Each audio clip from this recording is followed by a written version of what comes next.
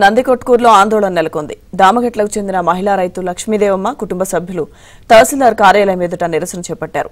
తమ పొలం ఇప్పించాలంటూ మహిళా రైతు కుమారుడు తహసీల్దార్ను కాళ్లు పట్టుకుని వేడుకున్నాడు. తమకు ఎలాంటి నోటీసులు ఇవ్వకుండా రీసర్వే చేసి రెవెన్యూ సిబ్బంది వేరే వాళ్లకు ఆన్లైన్ చేశారని రైతు ఆవేదన వ్యక్తం చేశారు. ఈ విషయాన్ని వైసీపీ హయాంలో పలుమార్లు అధికారుల దృష్టికి తీసుకువెళ్లినా పట్టించుకోలేదని రైతు తెలిపారు. తమను మోసం చేసిన వారిపై చర్యలు తీసుకోవాలని తహసీల్దార్కు రైతు వినతిపత్రం అందజేశారు. విచారణ జరిపి న్యాయం జరిగేలా చూస్తామని తహసీల్దార్ రైతుకు భరోసా ఇచ్చారు.